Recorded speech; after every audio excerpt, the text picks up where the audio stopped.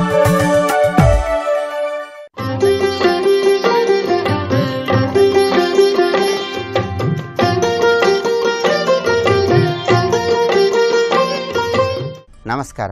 ప్రేక్షకులందరికీ శుభోదయం. ఈనాటి శుభయోగం శీర్షికన శనివారం సందర్భంగా శనిదోష తీవ్రతను తగ్గింపజేసుకోవటానికి సకల కార్యసిద్ధికి విజయలబ్ధికి ఎటువంటి ప్రత్యేకమైన విధి విధానాలను పాటించాలో పరిశీలిద్దాం. శనివారం శనిదోష తీవ్రతను తగ్గింపజేసుకోవటానికి ప్రత్యేకమైన దానాలను నిర్వహించాలి. శనివారం రోజు దూది, కొద్దిగా పెసరపప్పు, 1.25 కేజీ నల్ల నువ్వులు, 2 బొగ్గు ముక్కలు, 1 బెల్లం ముక్క, వీటిని నలుపు రంగు వస్త్రంలో మూట కట్టి దానం ఇవ్వాలి. ఇలా చేస్తే శనిదోష తీవ్రతను తగ్గింపజేసుకొని సకల కార్యాలలో విజయాన్ని సిద్ధింపజేసుకోవచ్చు. అలాగే శనివారం రోజు నలదమయంతుల చరిత్రను పారాయణ చేయటం ద్వారా కూడా శనిదోష తీవ్రతను తగ్గింపజేసుకోవచ్చు. అదేవిధంగా శనివారం రోజు కాళికామాత ఆలయానికి వెళ్ళి కాళికాదేవిని దర్శనం చేసుకోవటం ద్వారా, శివాలయంలో ఉన్నటువంటి కాలభైరవుడి ఆలయంలో కాలభైరవుడిని దర్శనం చేసుకుని అక్కడ దీపాన్ని వెలిగించడం ద్వారా కూడా ఏలిన నాటి శని, అష్టమ శని, అర్ధాష్టమ శని దశలలో గోచారపరంగా ఉన్న శనిదోష తీవ్రత నుంచి సులభంగా బయటపడవచ్చు. అలాగే శనివారం రోజు కొద్దిగా నల్ల నువ్వులు, కొద్దిగా మినుములు, జమ్మి ఆకులు, వీటిని నీటిలో వేసుకొని ఆ నీటితో స్నానాన్ని ఆచరించి స్నానం పూర్తి కాగానే వెంకటేశ్వర స్వామి వారికి తులసిమాలను అలంకరించి ఓం నమో వెంకటేశాయ అనే మంత్రాన్ని స్మరించుకుంటూ వెంకటేశ్వర స్వామి వారి దగ్గర నువ్వుల నూనె దీపాన్ని వెలిగించడం ద్వారా కూడా గ్రహచార పరంగా గోచార పరంగా ఉన్న శనిదోష తీవ్రత నుంచి సులభంగా బయటపడవచ్చు. అలాగే శనిదోష తీవ్రత ఎక్కువగా ఉన్న వాళ్ళు ఎవరైనా సరే శనివారం పంచముఖ ఆంజనేయ స్వామి వారిని ఆరాధిస్తే శనిదోష తీవ్రత తగ్గుతుంది. పంచముఖ ఆంజనేయ స్వామి వారి ఆలయంలో కానుగ నూనెతో దీపాన్ని వెలిగించటం ద్వారా పంచముఖ ఆంజనేయ స్వామి వారి అనుగ్రహానికి పాత్రులై శనిదోష తీవ్రతను తగ్గింపజేసుకోవచ్చు. అలాగే శనివారం రోజు జమ్మి ఆకుల మీద ఉప్పు రాసి నవగ్రహ ఆలయంలో ఉన్న శని విగ్రహం దగ్గర వాటిని ఉంచడం ద్వారా కూడా శనిదోష తీవ్రతను తగ్గింపజేసుకోవచ్చు. అలాగే శనివారం రోజు 7 ఒత్తులు తీసుకొని ఆ 7 ఒత్తులు కూడా కలిపి ఒకే ఒత్తిలాగా తయారు చేసి ఆ ఒక ఒత్తితోనే శనీశ్వరుడి విగ్రహానికి సమీపంలో నవగ్రహ ఆలయంలో ఒక దీపం పెడితే ఆ దీపం వల్ల కూడా శనిదోష తీవ్రతను తగ్గింపజేసుకోవచ్చు. అలాగే గృహంలో శనివారం నాడు నలుపు రంగు వస్త్రాన్ని ఒత్తుల్లాగా తయారు చేసి పశ్చిమ దిక్కులో దీపాన్ని వెలిగించడం ద్వారా కూడా ఏలిన నాటి శని, అష్టమ శని, అర్ధాష్టమ శని ఇలా గోచార పరంగా ఉన్న శనిదోష తీవ్రత నుంచి సులభంగా బయటపడవచ్చు. అలాగే శనివారం రోజు ఈశ్వరుడికి సుగంధ ద్రవ్యాలతో చెరకు రసం కలిపినటువంటి నీటితో అభిషేకించటం ద్వారా కూడా శనిదోష తీవ్రతను తగ్గింపజేసుకోవచ్చు. శనివారం కంబళి ఎవరికైనా దానం ఇస్తే గ్రహచార గోచార శనిదోష తీవ్రత నుంచి సులభంగా బయటపడవచ్చు. అలాగే ప్రధానంగా అష్టమ శని జరుగుతున్న వాళ్ళు ఎవరైనా సరే అష్టమ శని దోష తీవ్రతను తగ్గింపజేసుకోవటం కోసం శనివారం రోజు ఆవుకి తవుడు, పచ్చిగడ్డి తినిపించి గోమాత చుట్టూ 9 ప్రదక్షిణలు చేయాలి. ఇలా చేస్తే అష్టమ శని జరుగుతున్న సమయంలో పరిపూర్ణంగా శనిదోష తీవ్రతను తగ్గింపజేసుకుని సకల కార్యాలలో విజయాలను సిద్ధింపజేసుకోవచ్చు.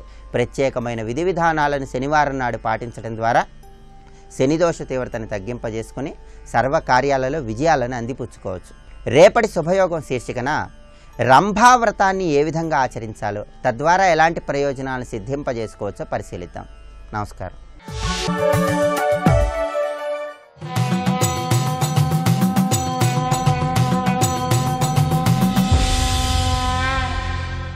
శతక సాహితీ సరస్వతికి నమస్కారం. నీవే నీపతికి అర్ధదేహమిడితో నీకు అతడే ఇచ్చెను, భావాతీతము సర్వశక్తివగు నీ పట్టుంటనే ఈశ్వరుండై వాసింగనే, శక్తి శూన్యుడగు వాడారాధ్యుడే కాడటంచు ఈ వైచిత్ర్యము తెలుపుచున్నది బలే ఈశాని బాలాంబిక. ఓ బాలాంబిక, నీవే నీపతికి అర్ధదేహమిడితో నీకు అతడే ఇచ్చెను. నీ భర్త అయిన పరమశివుడికి శరీరంలో అర్ధభాగాన్ని నువ్వే ఇచ్చావు, లేదా ఆయనే ఇచ్చాడో ఆయన యొక్క శరీరంలో అర్ధభాగాన్ని నీకు భావాతీతము, అది ఎవరి మనస్సుకి కూడా అందదు, ఎవరికీ తెలియనటువంటి రహస్యమైనటువంటి విషయం అది. అది ప్రకృతి రహస్యం. నీవే నీ పతికి అర్ధదేహమిడితో నీకాతడే ఇచ్చెనో, భావాతీతము సర్వశక్తివగు నీ పట్టుంటనే ఈశ్వరుండై వాసింగనే. నువ్వు సర్వశక్తి సంపన్నురాలవు కనుక నిరంతరము నీ యొక్క సాంగత్యం ఆయనకి, నీ యొక్క స్వరూపంలో అర్ధభాగం ఆయనకు ఇచ్చావు గనకనే ఆయన శక్తి స్వరూపుడై నీ శక్తిలో సగం పొంది ఈశ్వరుండై వాసింగనే, ఆయన పరమేశ్వరుడై జగత్ప్రసిద్ధి చెందాడు. శక్తి శూన్యుడగువాడ ఆరాధ్యుడే కాడటంచు, శక్తి లేనటువంటి వాడు ఎవడైనా సరే ఇతరులకు ఆరాధ్యుడు కాడు, ఎవరూ ఆరాధించరు. శక్తి లేని వాడి దగ్గరకు వెళ్ళి నాకు అదిమ్మని ఇదిమ్మని ఎవడు కోరుకుంటాడు? కనుక ఆ ఈశ్వరుడి యొక్క శక్తి అంతా కూడా నీవే. శక్తిహీనుడగువాడ ఆరాధ్యుడే కాడటంచి వైచిత్ర్యము తెలుపుచున్నది బలే ఈశాని బాలాంబిక. ఈ వైచిత్రి భార్య శరీరంలో భర్త, భర్త శరీరంలో భార్య ఏకరూపంగా ఉండటం అనేది ఎంత విచిత్రమైనటువంటి విషయం. ఆది దంపతులైనటువంటి నీవు, నీ భర్త అయిన పరమశివుడు కూడా ఎవరు ఎవరికి ఎవరిలో సగభాగం ఇచ్చారో తెలియనట్టుగా ఈ జగత్తుకి ఆ రహస్యాన్ని రహస్యంగానే మిగిల్చావు. కానీ శక్తి రూపిణివైన నీ వల్లనే ఆ పరమేశ్వరుడు శక్తిమంతుడై జగత్ప్రసిద్ధి కలిగి ఉన్నాడు, అందరికీ వరాలివ్వగలుగుతున్నాడు, ఈ జగత్తుని పరిపాలించగలుగుతున్నాడు. దానికి కారణం నీవే అంటూ ఆ బాలాంబికను వేణోళ్ల ప్రస్తుతిస్తూ అద్భుతమైన పద్యరచనతో గొప్ప శతకాన్ని మనకు అందించిన వైద్యవరులు, సుప్రసిద్ధ పండిత కవులు శ్రీ ఈశ్వర సత్యనారాయణ శర్మ గారి బాలాంబికా శతకంలోని మరి ఒక పద్యం గురించి రేపు ఉదయం తెలుసుకుందాం. ఓం శ్రీమాత్రే నమః.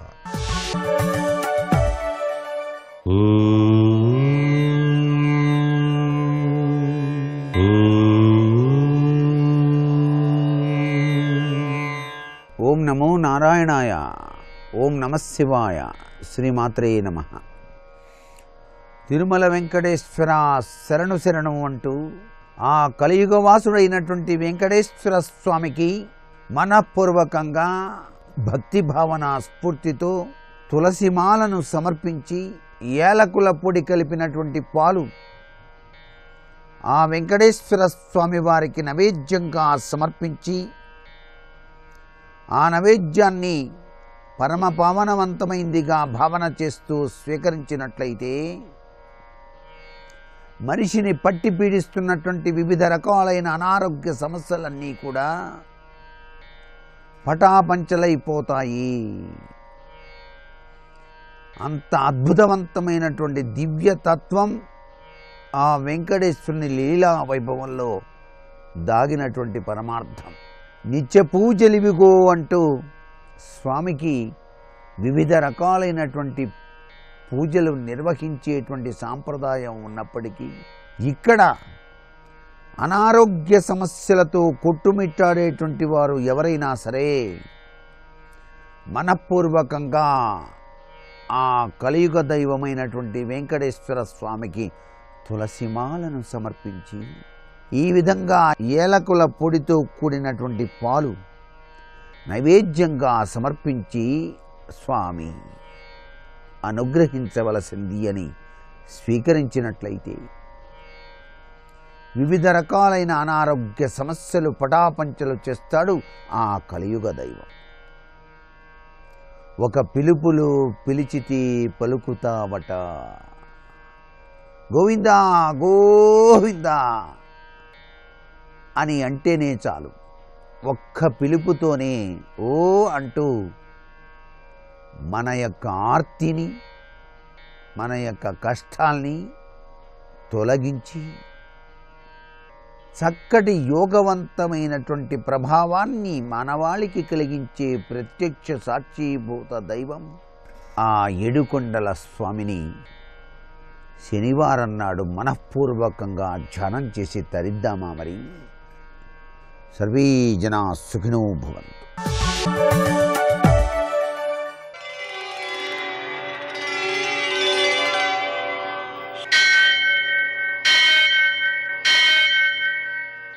सहस्रशीर्षं देवं विश्वाक्षं विश्वशम्भुवं विश्वं नारायणं देवमक्षरं परमं पदं विश्वतः परमां नित्यं विश्वं नारायणगुं हरिं विश्वमेवेदं पुरुषस्तद्विश्वमुपजीवति पतिं विश्वस्यात्मेश्वरगुं शाश्वतगुं शिवमच्युतम् नारायणं महाज्ञेयं विश्वात्मानं परायणम्।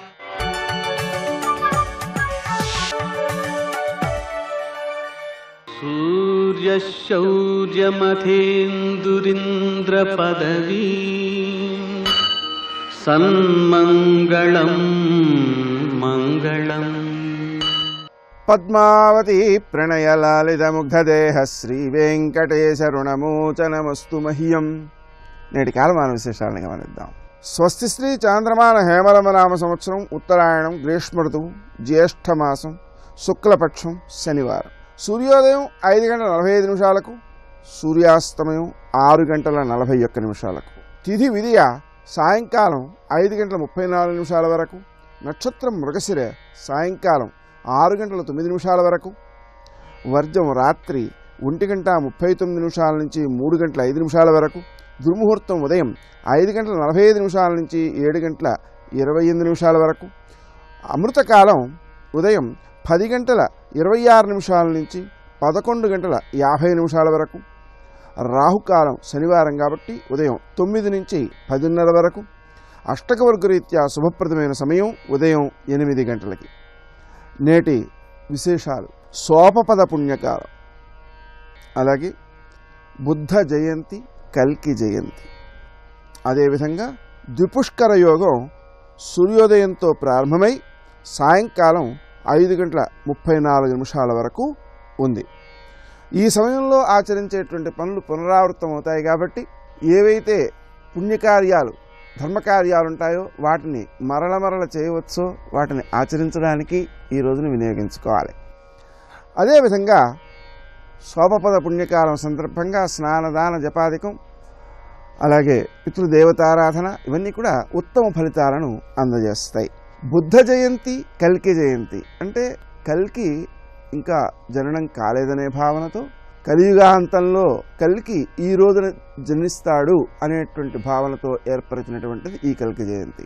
ఈ కల్కిని ఆరాధించడం ద్వారా మనం కలియుగం వల్ల కలిగేటువంటి దుష్ట ఫలితాలు ఏవైతే ఉన్నాయో, ఇబ్బందులు ఏవైతే ఉన్నాయో, కలహాలు ఏవైతే ఉన్నాయో వాటినన్నిటినీ కూడా అధిగమించగలుగుతాం. ఇంకా విశేషించి బుద్ధ జయంతి అనే దాన్ని మనం స్పష్టంగా అర్థం చేసుకోవాలి. వైశాఖ పూర్ణిమగా ఉండే బుద్ధ పూర్ణిమ గౌతమ బుద్ధుని యొక్క జన్మదివసం. బుద్ధ జయంతి అనేటువంటిది ఆ బుద్ధునికి సంబంధించినది కాదు. విష్ణుమూర్తి 10 అవతారాలలో బుద్ధావతారం ఒకటి. ఆ బుద్ధావతారం అవతరించిన రోజు ఈరోజు. దానిని బుద్ధ జయంతి అంటారు. ఈ బుద్ధుడు వేరు, ఆ బుద్ధుడు వేరు. నేటి ఆణిముత్యాలు.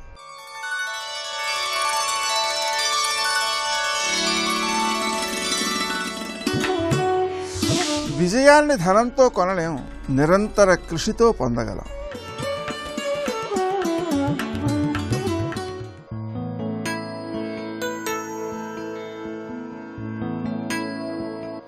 ఓ ఆనందం, ఓ విషాదం, ఏది జరిగినా కర్మ అనుకుంటారు. కానీ ఏమీ జరగకూడదనే భయంతో వాస్తవాలకి దూరంగా ఉండడమే నిజమైన కర్మ. ప్రాతస్మరామి లలితావదనారవిందం బింబాధరం పృథులమౌక్తికశోభినాసం ఆకర్ణదీర్ఘనయనం మణికుండలాఢ్యం మందస్మితం మృదుమదోజ్వల ఫాలదేశం. ఆదిక్షాంతాక్షరాత్మికాం విద్యాం, ఈ విద్య నాకు ఉపదేశించారు ఎవరు? ఆదిక్షన్ మమ గురురాట్. ఆదిక్షన్ అంటే ఆదేశించాడు, ఉపదేశించాడు అని అర్థం. ఎవరు ఉపదేశించారు? గురురాట్. మా గురువుగారు రాజండి, గురువుని మించిన గొప్పవాళ్ళు లేడు, అందుకు గురువుని సార్వభౌముడనే అనాలి. గురురాట్ ఆదిక్షన్, నా గురువుగారు ఉపదేశించారు. దేనిని? అకారాది క్షకారాంతమైన మాతృకా వర్ణ విద్యను ఉపదేశించారు. ఆ మంత్ర విద్యయే కాంచీపురంలో చెరక విల్లు పట్టుకుని అమ్మగా కనబడుతోంది అన్నారు. ఇక్కడ ఇది మీరు పరిశీలిస్తే 15 అక్షరాల తల్లి, 50 అక్షరాల తల్లి అమ్మ. అంటే ఉపాస్య రూపానికి మంత్రానికి అభేదాన్ని చూడాలి. ఈ మంత్రానికి ఆ రూపానికి పరతత్వానికి అభేదాన్ని చూడాలి. ఇది ఉపాసించవలసిన పద్ధతిది, అది చూపిస్తున్నాడు ఇక్కడ. ఇప్పుడు అక్షర రూపు ఉపాసన చూద్దాం. 50 అక్షరములు కదా, అకారం నుంచి క్షకారం వరకు. చిత్రం ఏంటంటే అక్షరాలు అని మనం అంటాం, కానీ అక్షరం మంత్రం. మంత్రం అంటూ అంతే దానికో దేవత ఉంటుంది తప్పకుండా. కనుకనే ఒక దేవతను మనం ఆ మంత్రము ద్వారా ఉపాసిస్తున్నాం. కనుకనే అక్షరాలే దేవతలు, ఇది తెలుసుకోవాలి. శబ్దరూపంలో అక్షరం అంటాం, దానికి మూర్తి రూపంలో దేవత అంటాం. కనుక దేవతకి 2 రూపాలు వచ్చాయి. మూర్తి రూపము తేజోమయంగా ఉంటుంది, కంటికి కనబడదు, మూర్తి రూపం అది. శబ్ద రూపం అక్షర రూపంలో ఉంటుంది, నోటితో అనగలం. కనుక అక్షర రూపమే కొంచెం మనకి అనడానికి సౌలభ్యం ఉంటుంది. కానీ మంత్రానికి దేవతా రూపం తేజోమయంగా ఉంటుంది. అది ఆ దేవత కృప చూపిస్తే దర్శనమిస్తుంది. ఆవిడ కృప చూపించేటంత సాధన నువ్వు చేస్తే దర్శనం చేయొచ్చు. కనుకనే దేవత యొక్క శబ్ద రూపము మంత్రము, దేవత యొక్క ఆకృతి రూపము మూర్తి, 2 ఉంటాయి ఇక్కడ. ఇప్పుడు 50 అక్షరాలకి 50 మంది దేవతలు ఉన్నారండి. వాళ్ళు ఎక్కడెక్కడున్నారు, ఎక్కడున్నారు? అయితే చిత్రం ఏంటంటే 50 అక్షర దేవతల పేర్లు ఇప్పుడు చెప్పుకుందాం. ఎందుకంటే ఆ పేర్లు వింటే చాలా ధన్యులమైపోతాం. వీళ్ళ గురించి మీరు లలితా శాస్త్రంలో చదువుతున్నారు, ఎక్కడెక్కడున్నారో చూపిస్తున్నారు. సౌషుమ్నీం, సుషుమ్నయందు అక్షర పద శిల్పముగా నువ్వు ఉన్నావు. శిల్పము అంటే ఒక పద్ధతిగా తీర్చిదిద్దబడితే శిల్పం అంటారు. ఈ అక్షరములు కూడా ఒక పద్ధతిగా ఉన్నాయండి మనలో. ఎక్కడ ఎలా ఉన్నాయో చూద్దాం. మీరు లలితాశాస్త్రంలోకి తీసుకువెళ్ళి నేను చెప్తాను. ఎందుకంటే తెలిసిన దాంట్లోకి వెళ్ళి తెలియంది చెప్తే సులభంగా అర్థమవుతుంది. అవునా లేదా? విశుద్ధి చక్ర నిలయ రక్తవర్ణ త్రిలోచన ప్రహరణ వదనైక సమన్విత పాయసాన్న ప్రియాత్వక్స్థ అమృతాది మహాశక్తి సంవృత డాకినీశ్వరి. ఇదొక గుర్తండి. విశుద్ధి చక్రంలో అమ్మవారు ఎలా ఉంటారో వర్ణిస్తున్నారు. అక్కడ డాకినీశ్వరి అనే తల్లి ఉంది. ఆవిడ 16 శక్తులతో ఉంటుందట. ఆ శక్తులు అమృతాది మహాశక్తి సంవృత. అమృత ఆది మహాశక్తి, ఆది అంటే మొదలైన అని, అమృత మొదలైన శక్తులతో ఉన్నది అని. ఊర్ధ్వ, రుద్ధిద, రూకార, లూకార, లూష, ఏకపద, ఐశ్వర్య, ఓంకారి, ఔషధి, అంబిక, అక్షర. ఎన్నయ్యే? 16 దేవతలు. ఇందులో మొదటి అక్షరాలు తీసుకున్నారా? ఏమిటి? అ, ఆ, ఈ, ఊ, ఏ, ఓ, ఔ, అం, అహ. అంతేనండి, మరేం లేవు. అంటే 16 అక్షరాల దేవతల పేర్లు ఇప్పుడు చెప్పుకున్నాం. అకారానికి అమృత, ఆకారానికి ఆకర్షణి, ఇకారానికి ఇంద్రాణి, ఈకారానికి ఈశాని, ఇలా మొత్తం. మళ్ళీ వీటికి భిన్న నామాలు మళ్ళీ ఉన్నాయి. ఒకే దానికి 2-3 నామాలు కూడా ఉన్నాయి మంత్రశాస్త్రంలో. ఈ 16 అయ్యాయా? ఇక కాళరాత్ర్యాది శక్తి ఔఘవృత, స్నిగ్ధౌధన ప్రియ, కాళరాత్ర్యాది శక్తి ఔఘవృత. అక్కడ ఆవిడెవరు? అనాహతాబ్జనలయ. ఇది విశుద్ధ చక్రంలో 16 అయ్యాయా అక్షరాలు? అకారం నుంచి అహా వరకు. తర్వాత కకారం నుంచి వస్తున్నాయి. కకారం నుంచి ఠకారం వరకు వస్తాయి. ఇక్కడ మొత్తం 12 ఉంటాయండి. చూడండి, కాళరాత్రి. వీటికి మొదటి అక్షరాలు తీయండి, మీకు వస్తాయి.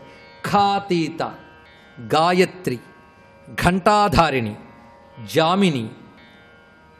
జామిని అంటే కాకా గగజ్ఞ ఆజ్ఞామిని. చంద్ర, ఛాయ, జయ, ఝంకారి, జ్ఞానరూప, టంకహస్త, ఠకారిణి. తీయండి. ఇప్పుడు మొదటి అక్షరాలు ఏమొచ్చాయి? కాఖా గాఘా జ్ఞా చాఛా జాఝాజ్ఞ టా ఠ. ఎన్ని? 12. ఈ 12 అక్షరాలు దేవతలండి వీళ్ళు. తర్వాత డామర్యాదిభిరావృత. మణిపూరం దగ్గరికి వచ్చేటప్పటికి డామర్యాదిభిరావృత. డామరి మొదలైన, ఆ మొదలైన వాళ్ళు ఎంతమంది చూడండి. డామరి, ఢంకారిణి, నామరి, తామసి, స్థాన్వి, దాక్షాయణి, ధాత్రి, నంద, పార్వతి, ఫట్కారి. మొత్తం 10 చెప్పబడుతూ ఉన్నాయి. ఎక్కడ? మణిపూర్ చక్రంలో. ఇవన్నీ డాఢాణ తా థ దా ధ నా పా ఫ, మొత్తం 10. తర్వాత స్వాధిష్టాన చక్రంలో బందిన్యాది సమన్విత. ఆ ఆది అంటే ఏంటో చూడండి ఇక్కడ. బందిని, భద్రకాళి, మహామాయ, యశస్విని, రమ, లంబోష్ఠి. ఇవి బా భా మా యా రా ల అక్షరములు దేవతలు వీళ్ళు. ఇక వరదాది నిషేవిత మూలాధారంలో వరద ఆది వరద మొదలైన వాళ్ళు నలుగురండి వీళ్ళు. వరద, శ్రీ, షండ, సరస్వతి నలుగురు. తర్వాత ఆజ్ఞాచక్ర అక్కడున్నప్పుడు హంసవతి ముఖ్యశక్తి సమన్విత. హంసవతి మొదలైన ఏం లేదు, రెండే అక్కడ. హంసవతి క్షమావతి ఇద్దరే. క్ష ఇప్పుడు విశుద్ధి చక్రంలో మొదలుపెట్టి ఇక్కడ తీసుకొచ్చింది క్రమం అండి. పంచభూతములు, చక్రములు, మనశ్చక్రం మొత్తం 6 అయ్యాయి. ఈ 6 ఉన్న అక్షరాలు మొదటివి 16, 12 తర్వాతవి, దాని తర్వాత 10, దాని తర్వాత చెప్పబడుతున్నవి 6, తర్వాత 4, తర్వాత 2, మొత్తం 50 మీకు చెప్పబడుతున్నాయి. 50 అక్షరాలు ఎక్కడున్నాయి ఇప్పుడు చెప్పండి. ఆజ్ఞాచక్రం నుంచి మూలాధారం వరకు ఉన్నటువంటి శక్తులే 50 అక్షరములు.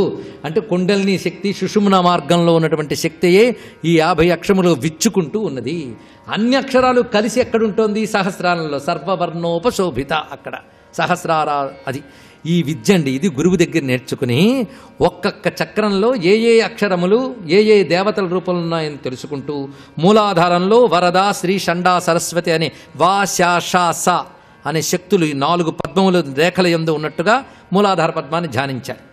ఆ తర్వాత 6 చక్రములు తీసుకుని ఒక్కొక్క చక్రంలో బా భా మా యా రా ఇది ధ్యానం చేయవలసిన పద్ధతి. ఇది గురువు ద్వారా నేర్చుకోవాలి. ఇలా చెప్పినప్పుడు 50 అక్షర శక్తులు ఎక్కడున్నాయి? నాలోనే ఉన్నాయి. ఈ 50 అక్షర శక్తులతో ఉన్న కుండలిని 50 అక్షర రూపములతో ఉన్నటువంటి మంత్రస్వరూపిణి ఆవిడే మా అమ్మ కామాక్షిదేవి. ఇది దీని యొక్క సమన్వయం చూపిస్తున్నారు.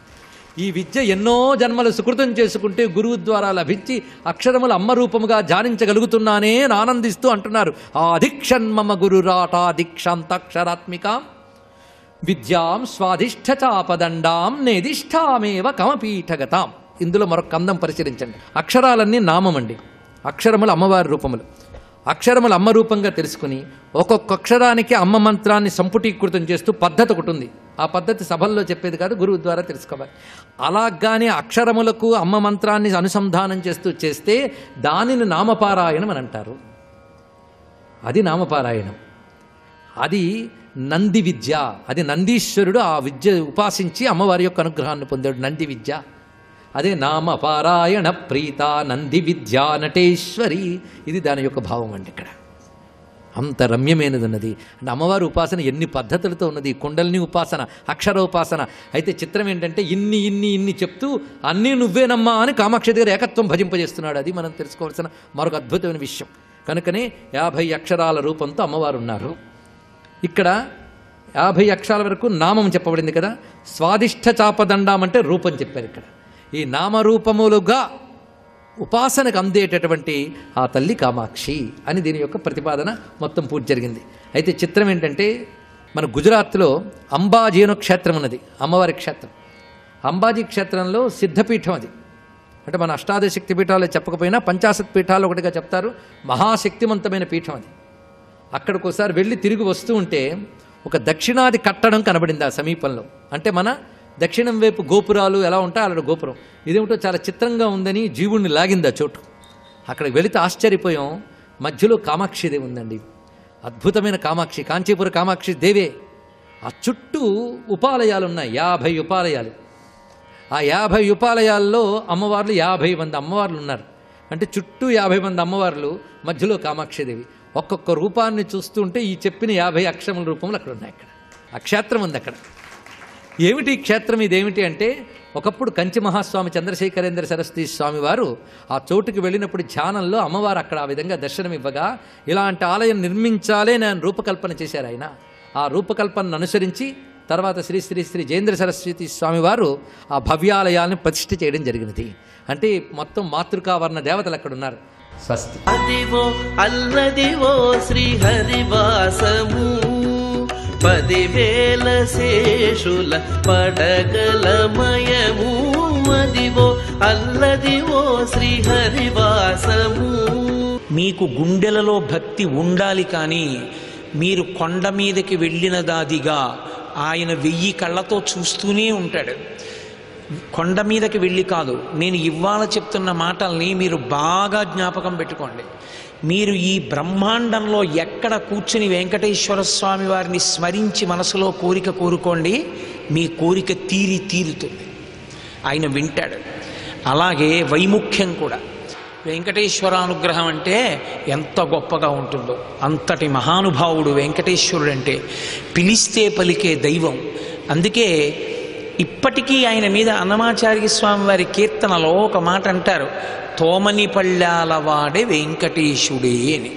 ఆయనకి పళ్ళెం తోమక్కర్లేదు, ఏ రోజుకు ఆ రోజే కొత్త కుండ పెంకులో అన్నం పెడితే చాలు, ఆ అన్నం తినేస్తాడు మహానుభావుడు.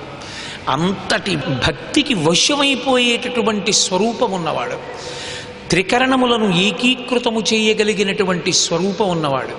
పరమభక్తితో వెళ్ళి ఆయనకి నమస్కారం చేసి ఒక్క తులసి దళాన్ని సమర్పిస్తే చాలు, పొంగిపోయేటటువంటి లక్షణం ఉన్నవాడు. అందుకే వెంకటేశ్వరుడు గురించి చెప్తూ ఒక మాట అంటారు, ఆయన ఒక భంగిమలో ఒక ముద్ర పట్టి ఉంటారు. ఆ ముద్ర పట్టడానికి కలియుగంలో ఒక కారణం ఉంది. నేను మీతో మళ్ళీ మళ్ళీ మనవి చేస్తున్నాను, అది శిలా విగ్రహము కాదు, అది సాక్షాత్ పరమేశ్వరుడు. ఎన్నో సందర్భాల్లో శుక్రవారం పూరాభిషేకం జరిగిన తర్వాత ఆయనకి ఒళ్ళు తుడిచిన ప్లోత వస్త్రం సువాసనలు వెలజల్లుతుంటుంది. అంతటి మహానుభావుడు వెంకటరమణుడంటే.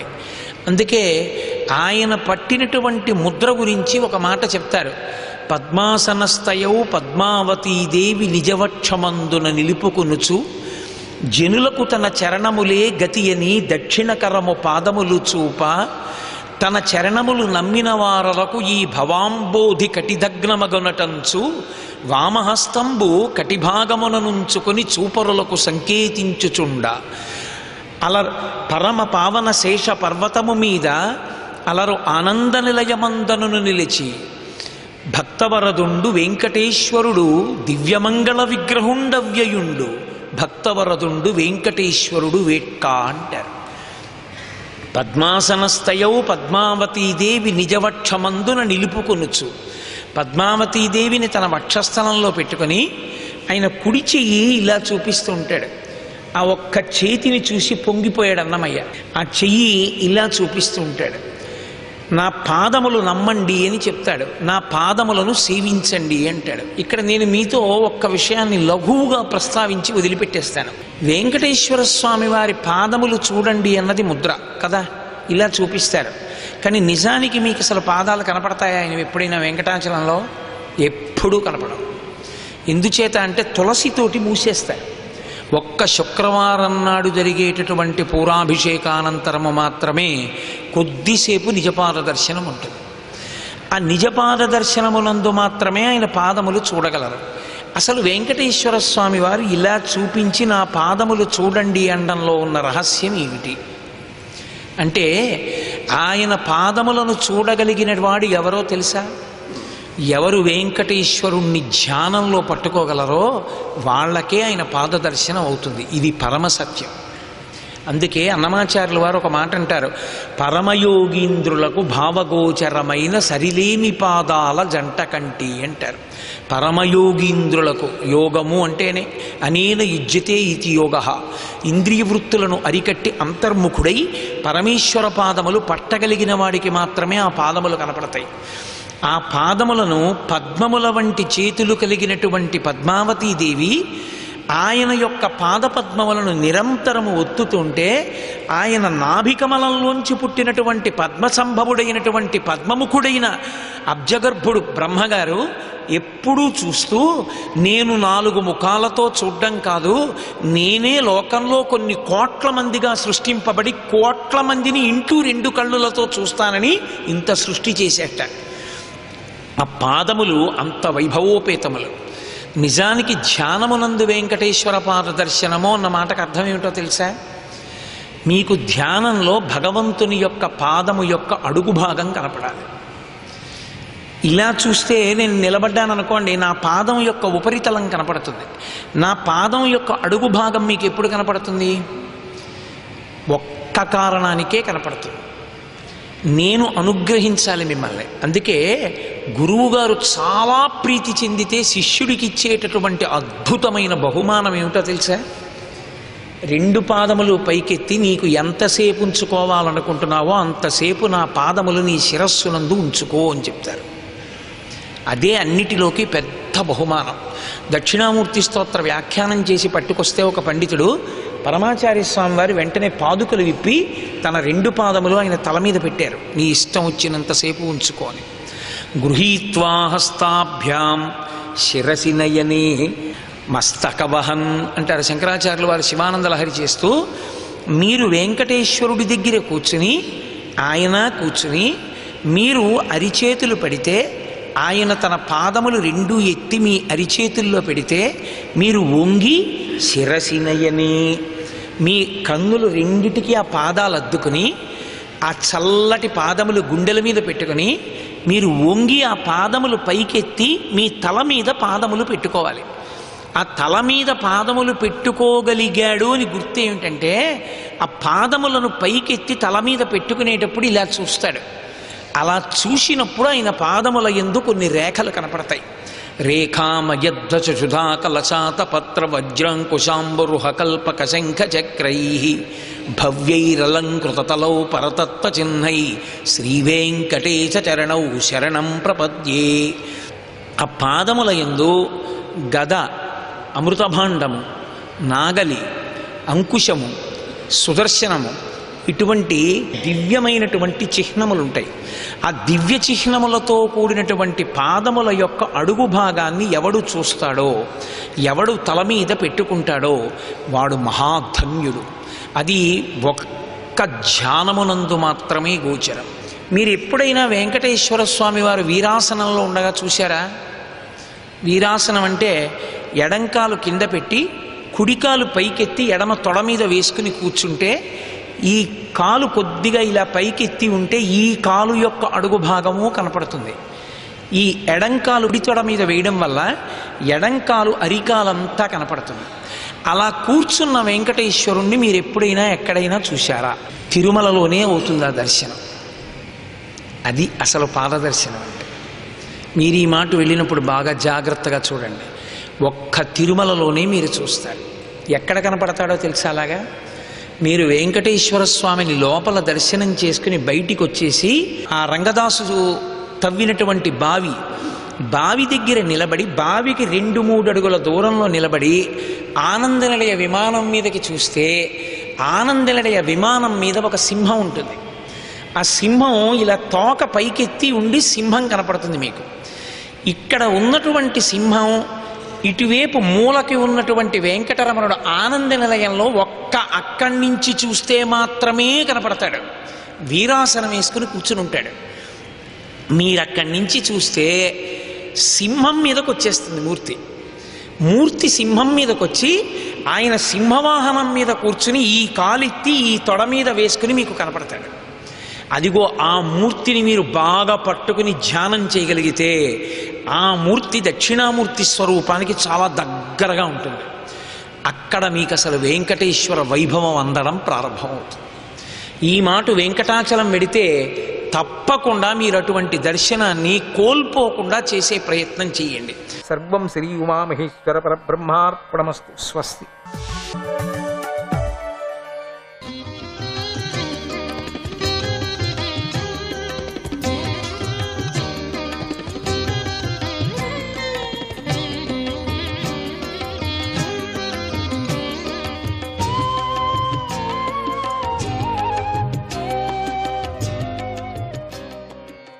నారాయణాయ నమః. కృష్ణ, పరీక్షిత్తు శుకమహర్షిని ఇలా అడిగాడు. ఓ పూజ్యుడా, మగవాడిని స్త్రీగా చేసే శక్తి ఆ ఇలా వృతమనే ప్రదేశానికి ఎవరు ఇచ్చారు? ఈ విషయాన్ని తెలుసుకోవాలని నాకెంతో కుతూహలంగా ఉంది అన్నాడు. శ్రీ శుకమహర్షి ఆ వృత్తాంతాన్ని చెప్పసాగాడు. పూర్వం ఒకనాడు చక్కని వ్రతనిష్ట మహర్షులు రుద్రభగవానుని చూడాలని ఆ ఇలావృత వనానికి వచ్చారు. వారి కాంతులతో దిక్కులు చీకట్లు తొలగిపోయాయి. అటువంటి కాంతి శోభితంగా ఉన్నారు. వాళ్ళు అంత మించిపోతున్నారు, మెరిసిపోతున్నారు. వారి యొక్క ప్రకాశం ముందు అంతా వెలవెలబోయింది. అంత పెద్ద ప్రకాశం. ఆ సమయంలో పార్వతీదేవి వస్త్రం జారిపోయి ఉంది. ఆమె వారిని చూసి చాలా సిగ్గుపడింది. రుద్రుడు ఒడిలో నుండి వెంటనే పైకి లేచి వస్త్రాన్ని కప్పుకుంది. పార్వతీ పరమేశ్వరుల క్రీడా విలాసాన్ని గమనించిన మహర్షులు అక్కడి నుండి వెనక్కి వెళ్ళి నరనారాయణుల ఆశ్రమానికి వెళ్ళారు. అప్పుడు రుద్రదేవుడు తన ప్రియురాలైన పార్వతీదేవికి ప్రియం చేకూర్చాలని, ఈ స్థానానికి ఎవరొస్తున్నారు ఎక్కడికి, వాడు శ్రీ అయిపోతాడు అన్నాడు. రుద్రుడు ఆ విధంగా చెప్పినప్పటి నుండి మగవారు ఆ ఇలావృత వనానికి వెళ్లకుండా దూరంగా ఉన్నారు. అందువల్లనే ఆ వనములో ప్రవేశించగానే సుద్యుమ్నుడు ఇలగా మారి స్త్రీ రూపాన్ని పొందాడు. ఇలగా మారిన సుద్యుమ్నుడు స్త్రీలుగా మారిన తన అనుచరులను వెంటబెట్టుకొని అక్కడ ఒక ఉద్యానవనం నుండి మరొక ఉద్యానవనంలోకి ప్రవేశిస్తూ విహరించాడు. అక్కడే బుధుడి ఆశ్రమం ఉంది. బుధుడు తన ఆశ్రమానికి దగ్గరలో స్త్రీలతో సంచరిస్తున్న ఇలా సుందరిని చూశాడు. ఆమె సౌందర్యానికి ముగ్ధుడై బుధుడు ఆమెను మోహించాడు. బుధుడు ఔషధాలకు ప్రభువైన చంద్రుడి పుత్రుడు. ఆ ఇల కూడా బుధుడిని ప్రేమించింది. ఆయనే తనకు భర్తగా కావాలని కోరుకుంది. వారికి వివాహం జరిగింది. వారికి పురూరవుడనే పుత్రుడు కూడా కలిగాడు. మనుపుత్రుడైన సుద్యుమ్ను మహారాజు ఈ విధంగా స్త్రీగా మారిపోయాడు. అలా చాలా కాలం గడిచాక తన స్థితికి చింతిస్తూ దిక్కుతోసక ఆయన తమ గురువైనటువంటి వశిష్ఠుడిని స్మరించాడు. సుద్యుమ్నుడు పడుతున్నటువంటి ఆ అవస్థను గమనించి వశిష్ఠుడు ఆయనపై దయ తలిచాడు. మనస్సులో చాలా బాధపడ్డాడు. సుద్యుమ్నుడు మళ్లీ మగవాడు కావాలనే కోరికతో శంకరుణ్ణి సేవించాడు. వశిష్ఠ మహాముని యొక్క తపస్సుకు శంకరుడు ఎంతో సంబరపడి మహర్షికి సంతోషం కలిగించాలనుకున్నాడు. అయితే తాను పెట్టిన శాపవాక్యం కూడా అసత్యం కాకూడదని శంకరుడు ఇలా అన్నాడు: మాసం పుమాంస భవిత మాసం శ్రీ తవ గోత్రజ ఇత్తం వ్యవస్థయా కామం సుద్యుమ్నోవతు మేదినీం. మునీంద్ర, నీ శిష్యుడైన సుద్యుమ్నుడు 1 నెల రోజులు మగవాడుగాను మరొక నెల రోజులు స్త్రీగాను ఉంటూ భూమిని పాలిస్తాడు అన్నాడు. ఈ విధంగా సుద్యుమ్నుడు గురువైన వశిష్ఠుణ్ణి ఆయన అనుగ్రహంతో తాను కోరుకున్న మగతనాన్ని నెల రోజులు పొంది మరో నెల రోజులు ఆడతనాన్ని పొంది భూమిని పాలించాడు. కాని స్త్రీగా ఉన్న నెల రోజులు రాజుగారు కనిపించకపోవటం వల్ల ప్రజలకు కంగారు పుట్టింది.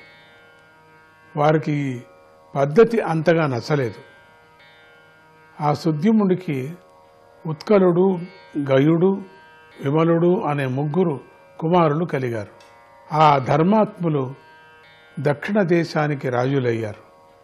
ఈ విధంగా సుద్యుమ్న మహారాజు ప్రతిష్టాన నగరాన్ని రాజధానిగా చేసుకొని చాలా కాలం పాలించి వృద్ధుడయ్యాడు. ఇక ఆయన తన రాజ్యాన్ని తాను ఇలగా ఉన్నప్పుడు తనకు జన్మించిన తన పెద్ద కుమారుడైన పురూరవుడికి అప్పగించి తపస్సు చేసుకోవటానికై వనానికి వెళ్ళిపోయాడు. ఇంతటితో 9వ స్కందంలో 1వ అధ్యాయం సమాప్తం. ఇక 2వ అధ్యాయం. వృషద్రుడు మొదలైన మనుపుత్రుల వంశములు ఈ అధ్యాయంలో చెప్పబడ్డాయి. శ్రీ సుఖమహర్షిల మనుపుత్రుల యొక్క వంశముల గురించి చెప్పసాగాడు. వైవస్వత మనుపుత్రుడైన సుద్యుమ్న మహారాజు తన పుత్రుడికి పురూరవుడికి రాజ్యాన్ని అప్పగించి అడవికి వెళ్ళాడు. అప్పుడు సుద్యుమ్నుడు తండ్రి అయిన వైవస్వత మనువు మళ్లీ పుత్రులు కలగాలని కోరుకొని యమునా తీరానికి చేరుకున్నాడు. అక్కడ 100 సంవత్సరాల కాలం శ్రీహరిని గురించి తపస్సు చేశాడు. ఆయన అనుగ్రహంతో తనతో సమానులైన 10 మంది పుత్రులను పొందాడు. వారిలో పెద్దవాడు ఇక్ష్వాకు, మరో పుత్రుడు వృషద్రుడు. గురువైన వశిష్ఠుడు ఆయనను గోవుల కాపరిగా నియమించాడు. వృషద్రుడు గురువాజ్ఞను పాటిస్తూ రాత్రి వేళలో ఎంతో జాగ్రత్తగా కత్తిని చేతిలో పట్టుకొని గోవులను కాపలాగాస్తూ ఉండేవాడు. ఒకరోజు రాత్రి బాగా వర్షం పడుతుంది. అప్పుడు ఎక్కడి నుంచో వచ్చిందో కానీ ఒక పెద్ద పులి గోశాలలోకి జొరబడింది. అక్కడ పడుకొని ఉన్న గోవులన్నీ భయపడింది. అటు ఇటు పరిగెత్తసాగాయి. మహాబలం గల ఆ పెద్ద పులి వాటిలో ఒక గోవును పట్టేసుకుంది. ఆ గోవు భయంతో పెద్దగా ఆక్రోశించింది. వృషద్రుడు దాని ఆక్రందనను విని అటుగా పరిగెత్తాడు. అసలే రాత్రి, అందులో వర్షం, ఆకాశమంతా నల్లటి మేఘాలతో నిండుకొని ఉంది. నక్షత్రాల కాంతి కూడా లేదు. అంతటి కారు చీకట్లో వృషద్రుడికి ఏమీ కనిపించలేదు. గోవు ఎక్కడుందో, పులి ఎక్కడుందో కూడా తెలియదు. అయితే అరుపును బట్టి పులి ఇక్కడే ఉందని అనుకొని కత్తి ఎత్తి ఒక వేటు వేశాడు. ఆ వేటుకు అతడి కర్మకాలి ఒక కపిల గోవు తల తెగిపోయింది. ఆ కత్తి ప్రహారానికి పులి చెవి కూడా తెగిపోయింది. అది చాలా భయపడి మార్గమంతా రక్తంతో తడుపుతూ గోశాల నుండి పారిపోయింది. శత్రువులను సంహరించే గొప్ప వీరుడైన వృషద్రుడు తన చేతిలో పులి మరణించిందనే అనుకున్నాడు. ఇంతలో రాత్రి గడిచి తెల్లవారింది. అక్కడ రక్తపు మడుగులలో మరణించి పడి ఉన్నటువంటి కపిల గోవును చూసి ఎంతో దుఃఖించాడు. ఇలా అనుకోకుండానే, తెలియకుండానే చెయ్యకూడని గోహత్య పాపాన్ని చేశాడు వృషద్రుడు. అయినా సరే గురువైన వశిష్ఠ మహామునిని ఎంతో కోపించి, నువ్వు ఇటువంటి పని చేశావు. ఆయనకు చాలా కోపం వచ్చింది వశిష్ఠుడికి. నువ్వు చాలా పాపిష్టి పని చేశావు కనుక చండాలుడు వైపో అని శాపించాడు. వీరుడైన వృషద్రుడు ఆ శాపాన్ని స్వీకరించాడు. నాటి నుండి అతడు ఊర్ధ్వరేతస్కుడై మునులకు ప్రియమైన బ్రహ్మచర్య వ్రతాన్ని నిష్టగా పాటించాడు. కేశవాయ నమః.